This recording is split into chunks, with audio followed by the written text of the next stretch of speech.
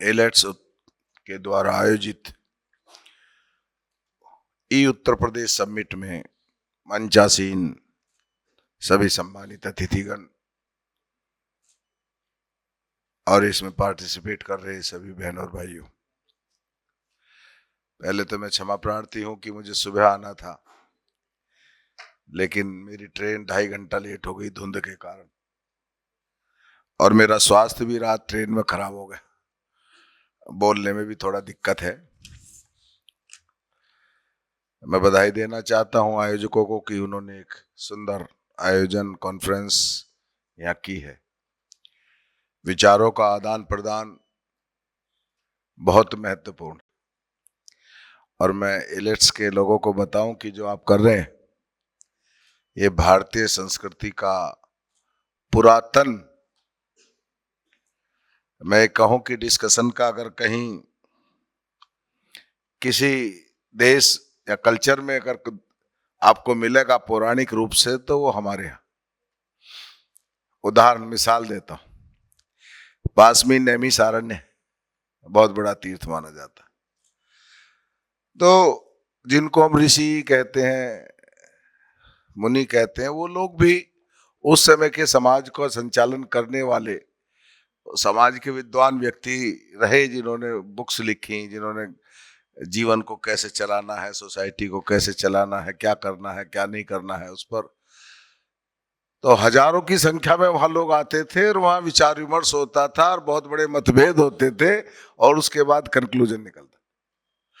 तो ये वो परंपरा है जिसका आज ये आधुनिक स्वरूप। आपने इस पर इस आयोजन में मुझे बुलाया, मैं इसके लिए आपका धन्यवाद ज्ञापित करता हूं। अच्छा रहता मैं सुबह समय पर आ पाता, लेकिन मेरी मजबूरी होगी कि ट्रेन नहीं आ पाई। मैं कहना चाहता हूं कि उत्तर प्रदेश आज देश में,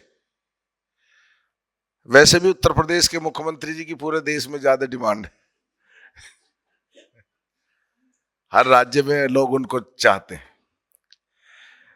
किसी भी देश का या प्रदेश का विकास तब होगा जब वहां के जो पॉलिटिकल लोग हैं या पॉलिटिकल इच्छा शक्ति होगी राजनीतिक, और उस दिशा में कदम उठाए जाएंगे तभी होगा। मैं कल एक कार्यक्रम में था एमिटी में, मैंने कहा भी ये बताओ 2016 से पहले स्टार्टअप का नाम कितने लोगों ने सुना था? मैं वहां एक इंक्यूबेटर्स था उसका निरीक्षण करने का आया था, वहां काफी स्टार्टअप थे, बहुत अच्छा लगा मुझको। तो बहुत कम 1-2 लोगों ने कहा। उस दिशा में हम लोग सोच ही नहीं रहे थे। 2014 में मोदी जी प्रधानमंत्री बने और 2024 में उन्होंने आत्मनिर्भर भारत की बात की। 10 साल इस बात में लग गए कि इस तैयारी में लग गए कि क्या हम आत्मनिर्भर भारत बन सकते हैं, और उसके लिए काम 14 में शुरू किया। और कहां से किया? स्वच्छ भारत मिशन से। अब स्वच्छता का संबंध लोग सोचेंगे कि भाई आत्मनिर्भरता से क्या, लेकिन एक एनवायरमेंट की जो आवश्यकता है उसमें सब चीजों की जरूरत है। और लगातार स्टार्टअप इंडिया लाए, मेक इन इंडिया लाए और बहुत सारी योजना लेकर के आए। 2024 में मोदी जी इस नतीजे पर पहुंचे हैं कि 2047 तक हम आत्मनिर्भर हो सकते हैं और विकसित भारत हो सकता है, और हम बहुत जल्द विश्व की तीसरी इकोनॉमी बन सकते। अब जब उन्होंने इस लक्ष्य को साधा है तो हम सब लोग जो मंच पर बैठे हैं, जो मंच के सामने बैठे हैं, ये कहीं ना कहीं प्रत्यक्ष और अप्रत्यक्ष रूप से उनके इस मिशन के पार्टिसिपेंट हैं जो उसमें काम कर रहे हैं। आप सबके सहयोग से ही ये उद्देश्य सफल हो पाएगा। एक एक व्यक्ति, देश का नागरिक जिस पर जो जिम्मेदारी है वो उसका निर्वाह ठीक से करेगा, तब हम इस लक्ष्य को हासिल कर पाएंगे। कितनी बड़ी उपलब्धि हिंदुस्तान ने हासिल की है कि अगर जेब में 1 पैसा भी नहीं है तो भी हम पूरे भारत में घूम सकते हैं, खरीदारी कर सकते हैं, शुरू में मुझको ध्यान है जब डिजिटल इंडिया की बात की गई और ये सब मोदी जी लाए तो हमारे बहुत अच्छे जिम्मेदार नेता है, लेकिन उनके विचार थे, पी चिदम्बरम उसमें बोल रहे थे हाउस में, वो कह रहे थे भाई चाय वाला कहां से उसको कैसे करेगा, सब्जी वाला कैसे करेगा। अब आप चले जाइएगा कि हम और आप करें या ना करें, लेकिन चाय वाला, सब्जी वाला, मोची, नाई, सबके यहाँ आप चले जाइए, वो कहेगा जी ये QR कोड है, आप कर दीजिएगा, ट्रांसफर कर दीजिए। यूपीआई के द्वारा जितना बड़ा ट्रांजैक्शन हिंदुस्तान में हुआ, ये अपने आप में एक बहुत बड़ा परिवर्तन है और बहुत बड़ी हमारी उपलब्धि। तो इसने साबित कर दिया कि हिंदुस्तान का पढ़ा लिखा व्यक्ति हो चाहे अनपढ़ हो, वो टेक्नोलॉजी को तत्काल स्वीकार करने में आतुर है और उसकी तरफ कदम बढ़ा करके काम करने का इच्छुक है। उसे उससे कोई परहेज नहीं। क्या पॉलिटिकली लोग जो है उसमें भले ही उनकी शिकायत हो, लेकिन आम आदमी इसके लिए तैयार है। और जब सब आम आदमी तैयार है, सरकार तैयार है, तो निश्चित रूप से भारत आत्मनिर्भर होगा, फिर कौन रोक सकता। और आप सबका सहयोग चाहिए। माननीय मुख्यमंत्री योगी आदित्यनाथ जी ने उत्तर प्रदेश में इलेक्ट्रॉनिक्स एंड IT की उत्तर प्रदेश का देश की सबसे अच्छी पॉलिसी बनाई।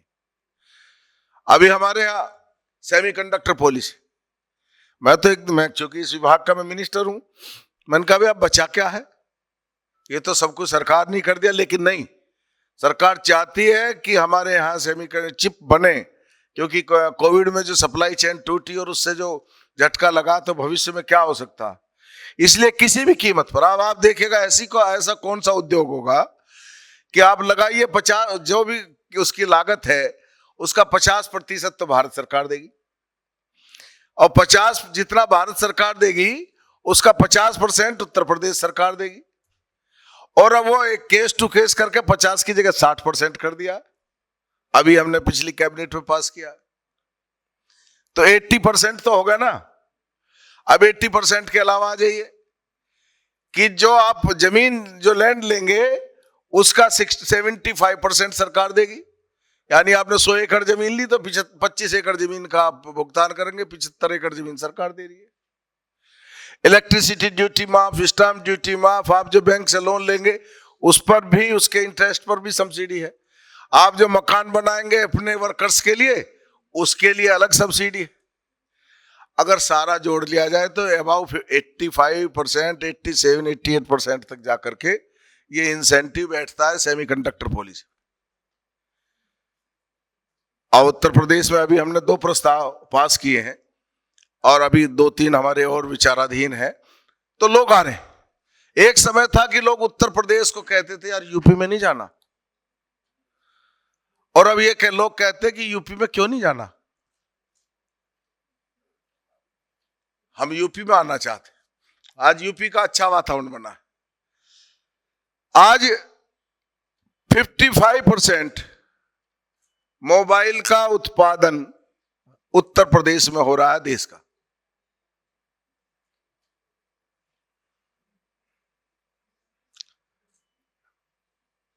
ग्रेटर नोएडा में हम लोगों ने EMC बनाया है, 100 एकड़ में है वो। उसको डेवलपमेंट हमें को करना है, बाकी इंडस्ट्री लगेंगे। 70-75% काम हमने पूरा कर दिया और दूसरा EMC हम लेकर के आ रहे, जिसमें एक में ही लगभग 70,000 लोगों को एम्प्लॉयमेंट मिलेगा, रोजगार मिलेगा।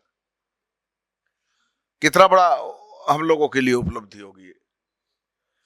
IT पार्क की योजना नोएडा में तो है ही, अब हम कानपुर, वाराणसी, बरेली, आगरा में हमने अभी STPI बनाया है, उसका जल्दी उद्घाटन होने वाला है। बरेली में बनाया है। तो प्रदेश के अलग अलग शहरों में भी जो ये है ना Tier 2, Tier 3, मैं कहता हूं कि Tier 2 और Tier 3 की परिभाषा खत्म होनी चाहिए। शहर का मतलब शहर। हमारी IT इंडस्ट्री के लिए Tier 2 और Tier 3 खत्म हो जाए, प्रत्येक शहर में हम लोग पहुंचे। मेरा मानना है अभी तक जो एटॉमिक पावर वाले देश हैं उनको सुपर पावर माना जाता है। लेकिन अब एटॉमिक पावर तो आ गई है पाकिस्तान के पास भी। आटा नहीं है, एटम बम है।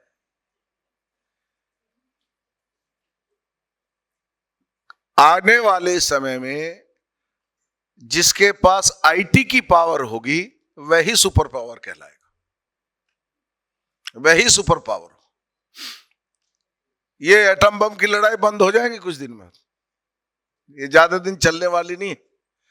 दूसरी तरह की लड़ाई आएंगी, उसमें आईटी जो जिनके पास है, और मैं समझता हूं कि हमारा देश इस मामले में बहुत तेजी से आगे बढ़ रहा है, बहुत उसमें कंपटीशन में है।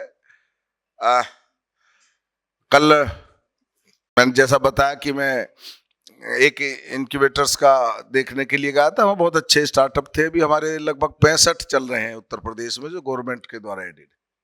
12,000 स्टार्टअप रजिस्टर्ड हैं यूपी में, और आपको खुशी होगी जान करके उन 12,000 में से 5,000 स्टार्टअप महिलाओं के द्वारा संचालित है।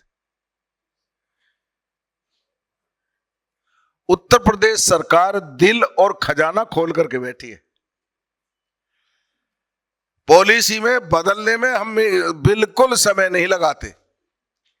अगर कहीं कोई दिक्कत आ रही है तो उस दिक्कत को दूर करने के लिए माननीय मुख्यमंत्री जी के स्पष्ट निर्देश हैं, उसमें हमारी तरफ से कोई वो नहीं है। आप सब लोग आइए, उत्तर प्रदेश में उद्योग लगाइए, हम आपकी जो भी दिक्कतें होंगी वो दूर करेंगे।